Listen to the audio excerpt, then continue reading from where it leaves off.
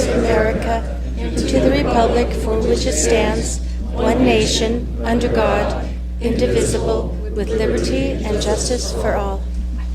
We'll get started.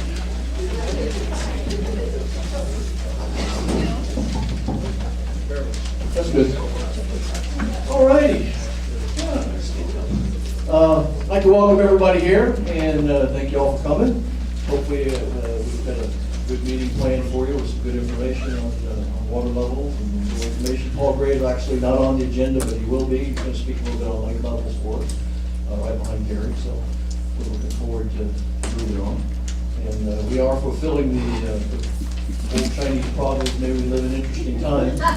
So let's move forward and enjoy the interesting times and enjoy each other. I've seen a lot of, it's tough times. There's a lot of disagreement and whatever, but we can disagree with each other and still be friends and still be personal and do whatever. So I really see a lot of friendly faces in this audience that I've worked with for years, and we don't always agree, but we can always afterwards maybe go out and have a cold drink and get things done. So I appreciate everybody being here. We're going to move along, and let me see. Do we have any special guests in the audience? Any elected officials that want to step forward? We got Miss Becky sitting here. I know that she doesn't want to be recognized. Okay. All right. There we go. John Haddish, representing Congressman Brian Mast. All righty. Yes, and Jason, city councilor, and the city commissioner right there. I pointed her out. She wanted to sit quietly. Greatly Gospel, Senator Marco Rubio. Thank you. Right. And Merritt Matheson and Mike Myers, they have a public meeting, training meeting they had to do at this time, but they apologize for not being here. We'll let them off the hook since they're doing the city's business. All right. I don't think we have any current action items or voting, so we're going to probably move right in. First, I think we need to have our members introduce themselves. We'll go down the line. I'm George Jones. I represent Orca. Daryl Brand, Palm Cove Yacht Club. Mark Perry, Port Ocean Traffic Society. I believe in standing up. Jackie Thurlow, Lippis, River Kids, and please take a look at the funny pumpkin before you leave. Oh, yeah. Jim Moyer, Marine Resources Council. Okay, we'll start up front and work our way back and forth. Sherry, we'll start with you. Sherry Aker, Conservation Alliance of St. Lucie County. Dan Barrett, Seagate Harbor. Okay, we'll walk across. Jim Harder, Stuart, Fire Runner. Son Lysing, Lighthouse Point. Marty Bob, Indian River Keeper. Okay, come back here. Bob Wizenay, Coconut Point Yacht Club. Rick Fisher, Sailfish Point Yacht Club. Alan Hurskwood, Sailfish Point POA. Jim Skio, Concerned Citizen. Any more members? Keep moving along, back to this corner. Move along, members. Linda Brand, American Association of University Women. Bobby Niemer, League of Women Voters. Martin County. Over here, Paul. Paul Brand, Audubon, Florida. Annie Potts, Treasure Coast Rowing Club. Greg Braun, Guardians, Martin County. Joe Bamke, candidate for county commission. Dave Carlson, River Vista Homeowners. Marcy Pitkin, Unitarian Universalist Church. Jackie Transiger, Martin County Conservation Alliance. Regina Wood, Martin County Native Plant Society. Very good. Paul Lawrence, Democratic Environmental Caucus. Welcome. Joanne Swan, St. Lucie Sailing Club. Very good. Wayne Custer, Four Winds on the River Condo Association. All right. Anyone else? Last call. Members. Gail Ryan, Martin Soil Conservation District and River Warriors. Jim Wharton, Harbor Ridge Yacht Club. Yep. Okay, we're going. All right. Well, in the interest of making sure we give our speakers plenty of time, we move through that quickly, and we'll make sure that Dr. Gary Goforth is welcome to come on up front and get us started.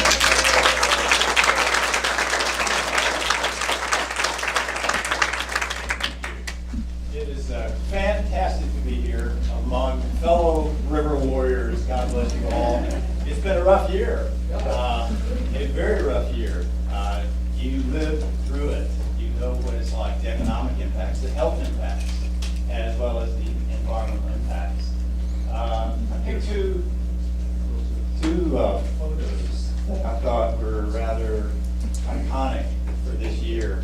The first is a NOAA image, a satellite of Lake Okeechobee taken July 2nd this summer, showing 90% of the lake, 90% of the open water surface covered in toxic algae. The second is a photograph taken by Mac Stone. Beautiful work, but unfortunately captured the toxic algae moving through the S80, the St. Lucie lock, on its way to the Estuary. I guess I should state a disclaimer. I'm a board member of the Florida Oceanographic Society, but my talk today, the opinions I express are mine and not the Oceanographic Society or any other organization. Let me just make that clear. So I'm responsible for all the mistakes. I'm sure I can figure this out.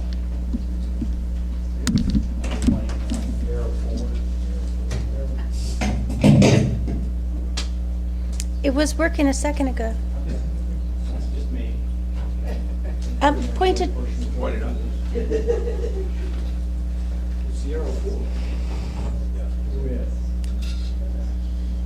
It's not just me.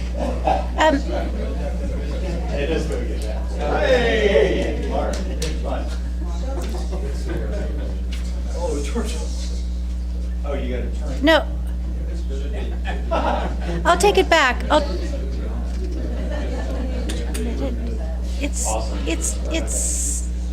I did that manually. Oh, you did that manually? Yeah, it was working. I'll take it back and put new batteries in it. Let's just do that. We'll do manually. 2018, toxic twist on our lost summer.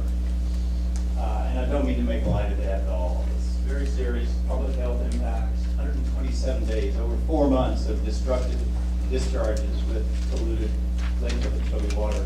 87 billion gallons of that nasty stuff. Toxic blue-green algae. Government knew it was toxic. They still dumped it on us. 32 million pounds of suspended sediment. It doesn't get a lot of airplay, but it's the suspended sediment that smothers our seagrasses, that smothers our oyster beds, that causes the turbidity, the dirty volumes of water, as well as the enormous magnitudes of nitrogen and phosphorus in the estuary, which sustains these algae blooms. We had a rare red tide event. This is only, I think Mark was saying, the 9th time in the last 50 or 60 years. Blown around or moved around this Florida peninsula due to the loop currents and the Gulf Stream. And as we've been saying for years, we've documented for years, there are human health impacts with these discharges. It's not even safe to take your pets to the river. Isn't that terrible? Fish kills, oyster mortality, as well as the economic impacts, which are hard to quantify. Businesses losing a tremendous amount of business. So I thought it'd be helpful to take a look at the prior year's pollution loading to better understand, what happened, why is this happening? Next slide, please. So it'll be a two-part presentation. The first part will talk about the Lake Okeechobee watershed, the water quality in the watershed that discharges into Lake Okeechobee, and then we'll talk about the local watershed and what contributes to the pollution of the St. Lucie Estuary. So we'll talk about the Lake Okeechobee watershed. It's almost 3.5 million acres. It extends well to the north, up to the suburbs of Orlando. There are 9 distinct hydrologic basins that we'll be talking about if you wanted to pursue it. There are 9 hydrologic basins that cover the western side of the lake that discharge into it, Fishing Creek, Indian Prairie, Lake Estapoga, as well as the east, and then even the south, and once in a while, water from the Apache Basin, the West Lake Okeechobee actually makes its way in the lake, but that's a rare event. So 9 watersheds. The state and the federal government have been studying the pollution of Lake Okeechobee for decades. The first study that I was aware of in 1955, before I was born. So folks have known about the pollution, have tracked the pollution, have identified the causes of pollution, have identified ways to fix the solution, have established targets, Clean Water Act targets. I'll refer to the TMDL, the total maximum daily load, set in 2001, 17 years ago. The state and the federal government set the limit for the amount of phosphorus going into the lake. Plans were on the book for the projects to achieve that. Regulations were on the books. In January 2015 was a deadline the state of Florida set to achieve the phosphorus reduction goals, to achieve that target set in 2001. And that's measured as a 5-year average of calendar year data. In other words, measured data at the inflow points, average them over 5 years to take into account the hydrologic variability because of different rainfall patterns, et cetera. So that's very important that the state set it as a measured data 5-year average. In 2016, after years of pressure from lobbyists, the Florida legislature, in my opinion, passed the most egregious environmental legislation in their 2016 water bill. It was bipartisan. Every sitting legislature, I think maybe 2 or 3, did not vote for this. Democrats, Republicans, the most egregious piece of environmental legislation, in my opinion, in the state of history. It rolled back environmental protection for water quantity, for springs, for consumptive use. It rolled back water quality protection. The one we'll talk about today is the Lake Okeechobee target. Remember I said in 2000 they set a limit that was to be met by January 2015. When 2016 comes along, they say, let's just take that out. They took the deadline out. They replaced the pollution control program. They replaced the regulation program. They replaced the compliance program with an ambiguous process they refer to as BMAP, or the Basin Management Action Plan. That removes virtually all accountability from the landowners. It removes individual basin monitoring and evaluation. Replaces that with one number. Once a year, they generate one number. And we'll talk about how valid that one number is. But nevertheless, there's a little background. Next slide, please. How are we doing with respect to pollution in Lake Okeechobee? First, we'll talk about phosphorus. Phosphorus was the parameter that they set the limit at. In 2017, again, we go to the calendar year, which is the basis for that target, highest phosphorus loading in history. Highest in history. Yes, there was hurricane, a major hurricane, we had high flows. But the high loads were more because of the high concentrations coming off the land. We have had years of higher flow and lower loads. So it wasn't because of the hurricanes, it was because of what the pollution coming off the individual parcels was doing. 252 parts per billion was the average inflow concentration going into Lake, the 3rd highest in history. So you hear a lot of talk about best management practices, about other activities, and yet we had the highest loading in history.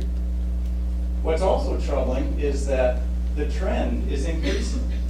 There was virtually since 2010, we had one little aberration, or one year where it dropped, but since 2010, the general trend has been more and more and more and more pollution going into Lake Okeechobee with respect to phosphorus. And indeed, this average load that we talked about was more than 5 times, so this value is more than 5 times the target set 17 years ago. Amazing. Next slide, please. This is a slide that, if you ask the state agencies responsible for monitoring or enforcing the pollution protection laws or Lake Okeechobee, I doubt they would show you this slide. They have the data. They can generate this information.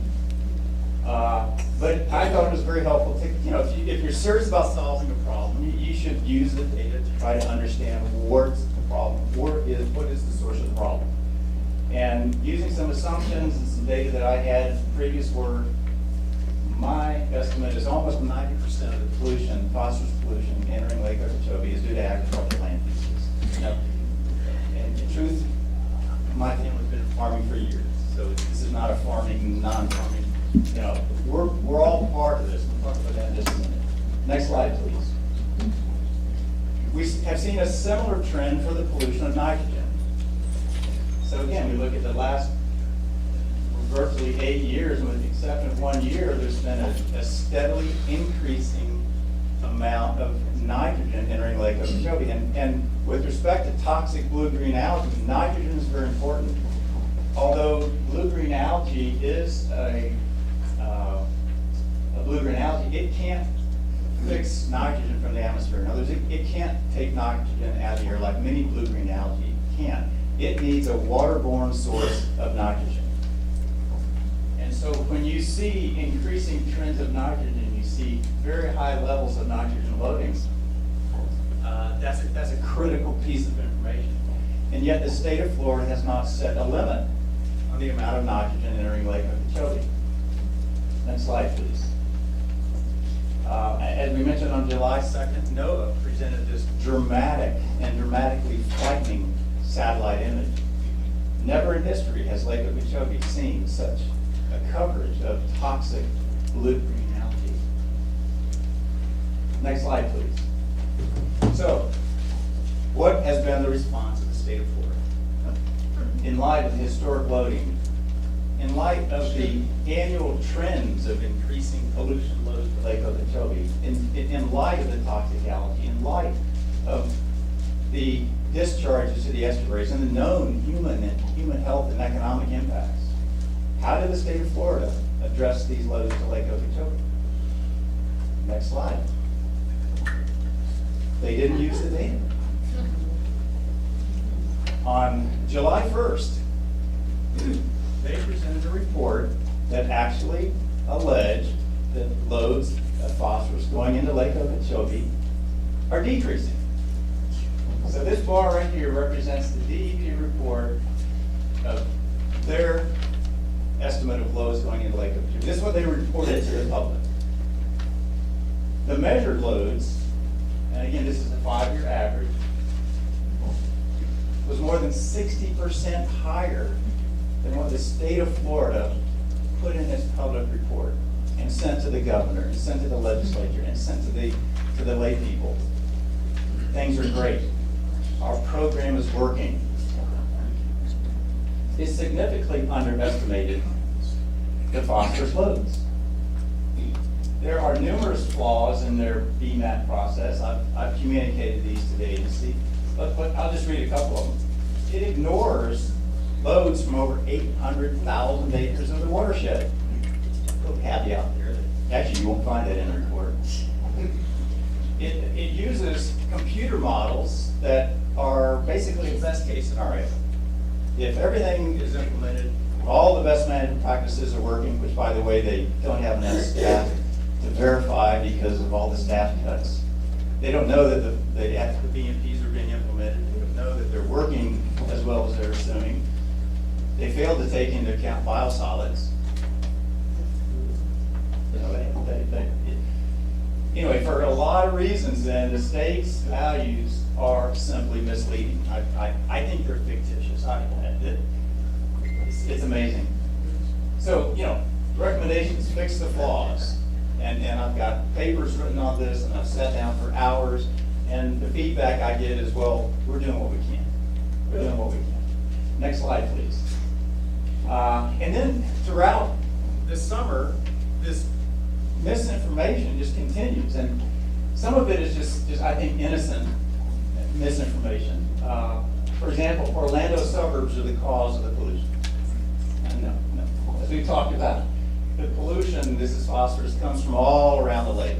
We all have a contribution. In fact, the Orlando suburbs come in through the Upper Kissimmee Basin, which is actually some of the cleanest water entering Lake Okeechobee. We talked about the high loads due to hurricane, and as I pointed out, we actually had less flow due to the hurricane than in other years, but we had higher loads because the concentrations coming off the land is worse. One that is just astounding, high loading is due to the rewetting of the Kissimmee River Restoration Project. That rehydration. And, you know, I wouldn't have mentioned this except 2 successive months of the Water Management District Governing Board member, Mr. Tucker, has brought this up and asked the staff, well, isn't it possible, couldn't the re-wetting of the floodplain because of the restoration project be the cause of the flooding? And staff, I think, were being polite and kind of nodded their head and, well, it could be. But the reality is, no, I'm sorry. Most of the restoration project has been completed for years. It's been inundated for years already. There's been plenty of pre-wetting and drying, et cetera. The rehydrated wetlands of the project make up less than 1% of the entire watershed. The majority of the lower Kissimmee Basin where the project is located is agriculture. And probably the bottom line, I'm being a data guy, the district has no data to differentiate that 1% of their watershed compared to the other parts of it. So the answer should be, don't know the answer. However, the facts are, it only makes up 1% of the watershed. And quite frankly, you know, the reasons I list should have been reported, but they weren't. And probably the most egregious misinformation is that same board member, Mr. Tucker, upon viewing a staff report said, oh, wasn't that wonderful? The water quality is improving. It goes to show you the BMAP is working and the BMPs are working. It's like, seriously? You know, well, it was just truly, it's incredulous. Can you explain a little bit about why the BMAP says things are getting better when we have members that disagree with that? Well, I think the BMAP primarily uses a computer-generated, computer model that assumes that all of these best management practices are in place and assumes that they're all working to 100% efficiency and ignores ignores things like biosolids that are being applied in the watershed that are not being accounted for. So there's a variety of assumptions that the process simply is flawed. And as I said, it ignores 800,000 acres of the watershed, and the list goes on. Next slide, please. So in summary, last year, 2017, historic high phosphorus loads entering Lake Okeechobee. The average loading is getting worse. The lake is at an all-time poor water quality condition. The lake is suffering, we're suffering, those that receive the water are suffering as a result. In my opinion, the state's pollution control program is absolutely broken. It needs to be fixed, and the good staff of the state agencies know how to fix it. They've made recommendations on how to fix it. We know how to fix it. And I did want to bring out that EA Reservoir, signed into law, will help. It will help reduce the volume of discharges. It will not help the water quality.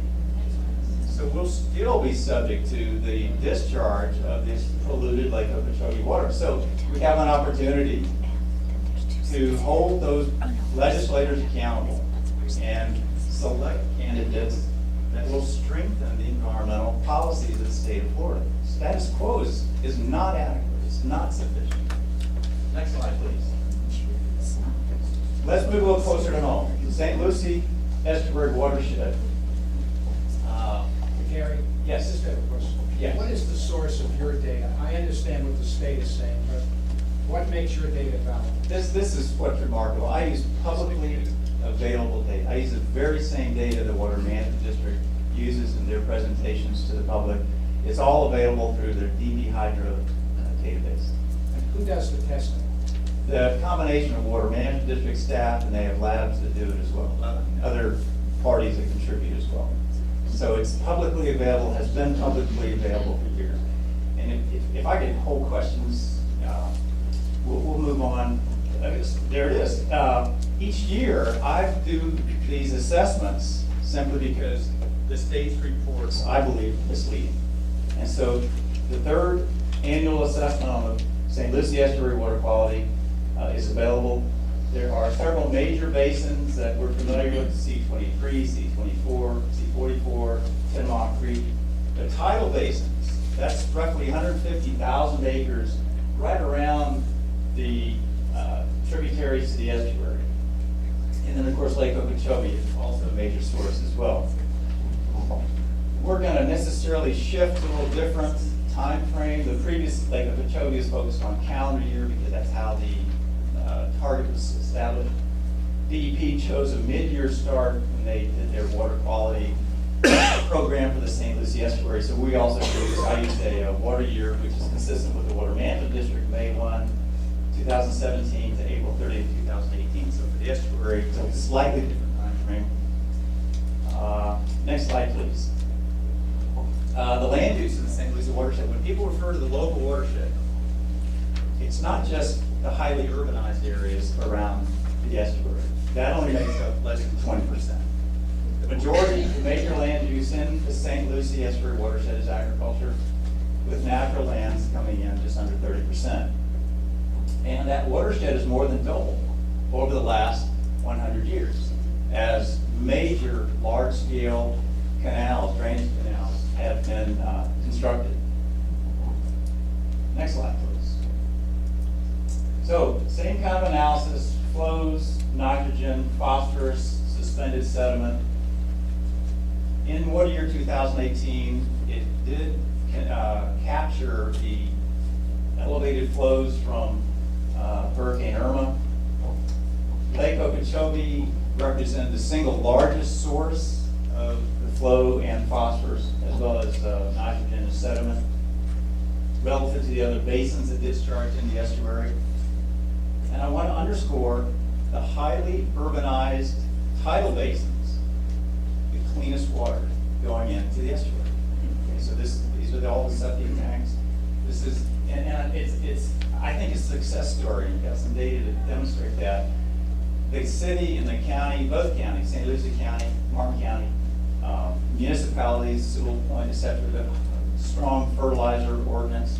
So the tidal basin, the cleanest water entering the estuary. Next slide, please. Again, if you look at land use, even though the lake had major discharges, flows and nutrient loading from agriculture represent the single largest land use as well. So we are, agricultural dominated watershed with respect to the flows and nutrient loading. Again, urban areas contribute the smallest amount of pollution, ranging from, looks like 1% to 6%, so less than 10%. Next slide, please. Let's talk about septic tanks. Septic tanks are part of the problem. However, their contribution remains, in my estimates, as well as some other studies, less than 10% of the total loading of nitrogen going into the St. Lucie estuary. I'm talking about the estuary. The Indian River Lagoon, I don't study, that's a different beast. But as far as the St. Lucie estuary, septic tank loadings, in my calculations, are less than about 10% of the total nitrogen loading going into the estuary. We talked about the counties and municipalities. Over 1,700 tanks have already been converted to central sewer. 70 wastewater treatment plants associated with mobile home parks and small communities have been converted to centralized sewers. There's an active septic conversion program underway in Martin County. Probably many of you are participating in that. The city of Stuart has a wonderful program for conversion of septic tanks to centralized sewers. And there's been almost $72 million in Diane Hughes updates just once in a while on the effectiveness of other nutrient reduction projects. The data we're looking at here is an active form of nitrogen. It's a combination of nitrates and nitrites. And it shows what I feel is the effects of these municipal and county programs. It shows a decline, and in fact, an exceptional decline in these concentrations of nitrogen that is often associated with septic pollution. So even back to 2003, we were more than twice the levels we are today. So septic tanks are part of the problem. It's been known. The cities and the counties should be given credit for that as opposed to being criticized in op-ed pieces. Next slide, please. So the report card. I looked at both total nitrogen as well as total phosphorus in individual basins. I looked at the snapshot water year 10 as well as the last 10 years, compared those to the base period. The results in total are poor and worsening, and that's unfortunate. But we see there are some areas, some basins, a tidal basin, in terms of their nitrogen level is fair. 10 Mile Creek, a highly agricultural basin near Fort Pierce, doing an exceptional job. And improving. In fact, several of the basins, the good news is that the trend is improving. The water quality is improving. However, C-44, also known as the St. Lucie Canal, that basin is poor and getting worse. And one of the flaws in this BMAP process we talked about is they give you just one number for the entire watershed, so they really have no way to go back in and find out where the hot spots are and to begin to address those. But this type of assessment does. So bottom line is the watershed, water quality is poor and worsening, with some areas doing better than others. Next slide, please. Same question as before. So in light of these conditions, the measured data, publicly available data, how did the state of Florida address this in terms of an annual report? Next slide, same answer. Same answer. The state report says, oh geez, things are going great. This is what the public gets. This is what our state is putting out there. Things are great. Things are great and they're getting better. I don't know what to say. Next slide, please. Now the same thing on nitrogen. The estimated loads from my analysis, 74% more than what the state of Florida puts out there. And again, I've spent hours and days with staff of the Florida DEP. Sent them, I told them I will do this report for free every year. I know you're short on staff, I'll do it for you, and I do, every year, it's the third time. Here's the data, here's the report, here's an assessment, here's an effective program to tell you which basins are doing well, so that you can apply some lessons learned to those basins that need some help. Oh no, that's way beyond the authority of the legislature. We can give you one number, computer generated, that is in essence meaning, if your goal is to try to reduce the problem, it's broken. Next slide. So, in general, the water quality from the watershed was poor. I do want to emphasize the best water quality entering the estuary is from you guys, the highly urbanized areas. The single largest source relative to